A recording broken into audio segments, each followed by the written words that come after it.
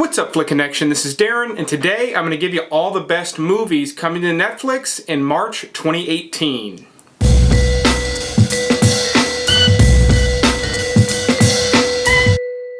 If you like getting a list of weekly movie recommendations, I suggest you subscribe because I give a new list out every Wednesday, usually on Netflix and sometimes other streaming services. I also do 2 additional videos every single week, usually something fun to do with movies. So if you like that sort of stuff, click that like button, click subscribe. I look forward to seeing you here again. And quickly before the video, if you like this shirt, this Paul Thomas Anderson filmography shirt with every movie he's done, you can get it right now at teespring.com/flick-connection. I'll put the link in the description below. Every month, Netflix adds and takes away new movies, and they do their biggest dump on March 1st. And on March 1st, we get a couple of good movies, including 300. Now, it's been a while since I've seen 300, but I really liked it in the theater at the time. I own a copy. To me, this is Zack Snyder's best. I am not a fan of what Zack Snyder is doing with the DC universe, but I'm a big fan of what he did with 300.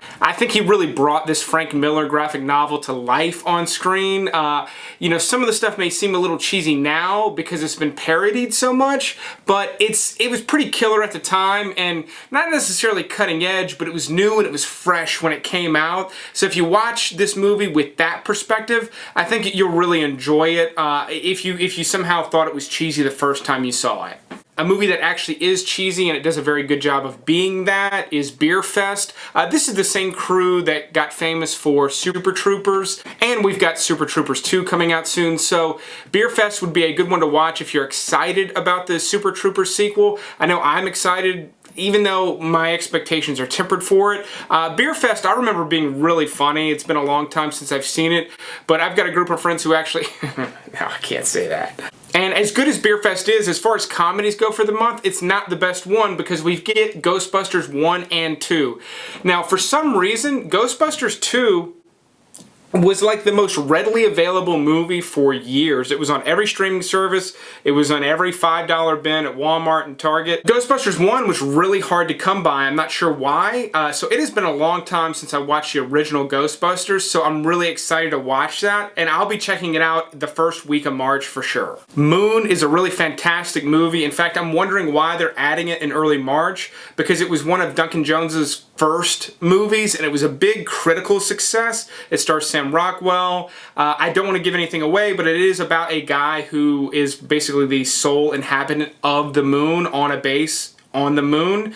And I don't know why they didn't put it on earlier, because they just released a new Netflix original movie called Mute, which is another sci-fi movie by Duncan Jones. It seems like they would have put it on before to sort of hype people up for it, but nevertheless, it's there now. This one has one of the best twists in recent history, and if you have not seen this movie, this is a must-watch for the month of March.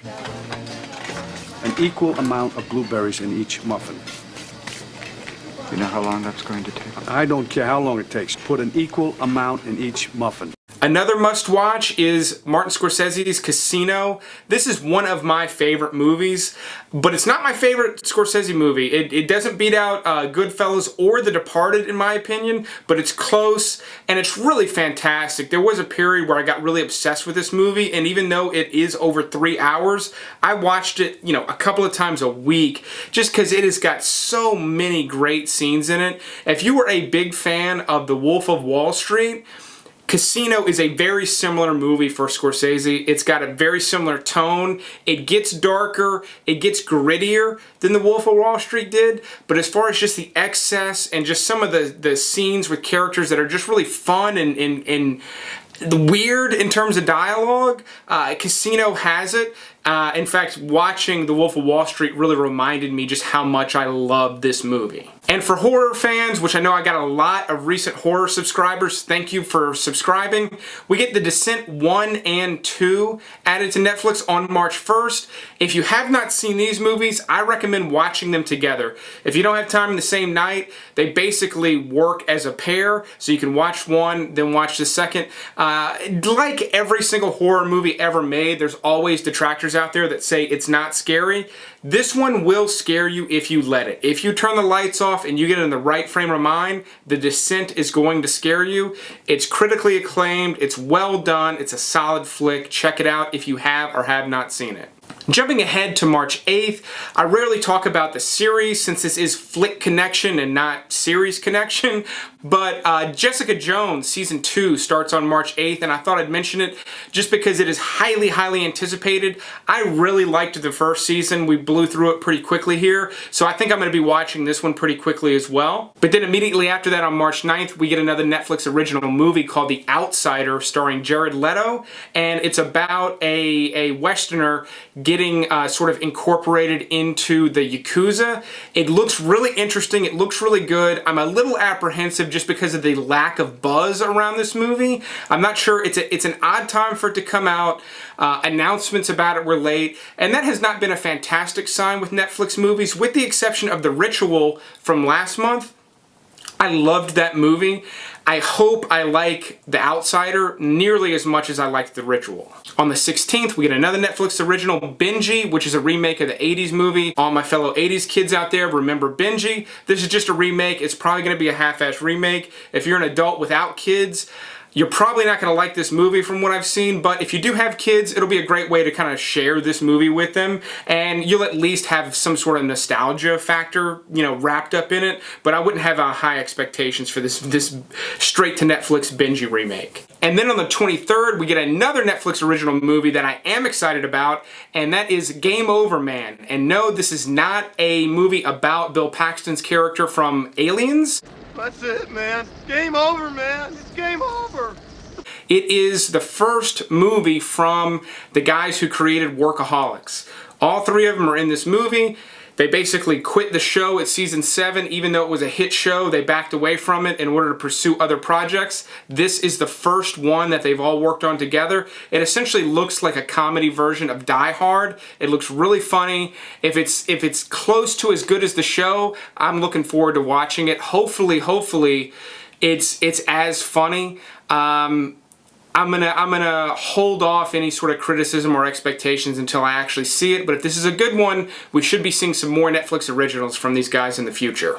And on the 30th, we get a really epic looking sci-fi movie that is a Netflix original with Sam Worthington, and it's called Titan. And it's odd, the synopsis is oddly similar to Avatar, especially considering Sam Worthington is the star, but it looks interesting. I'm hoping it's better than Mute from February. And from what I know about Netflix originals, sometimes they're funded completely by Netflix.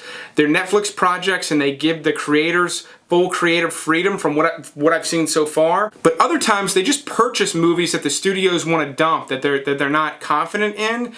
I'm a little worried that might be what we have here with Titan.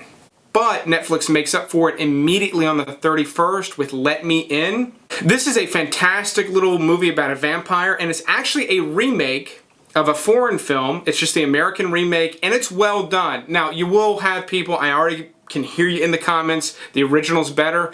It is only because it's the original. If the original didn't exist and this is all you had, this is a solid little movie. In fact, it kind of has kind of gotten forgotten about a little bit because that original one is so well respected. But if you missed this one and you're into vampires at all and you didn't get burned out on them a few years ago like the rest of the world, even if you did, in fact, especially if you got burned out on them, I recommend checking out Let Me In on the 31st. You can check it out. Let me know what you think of this list. Hopefully you got a couple of good recommendations out of it and it improves your movie watching for the month of March. But thanks for watching. Likes are always appreciated, and you will see me next time.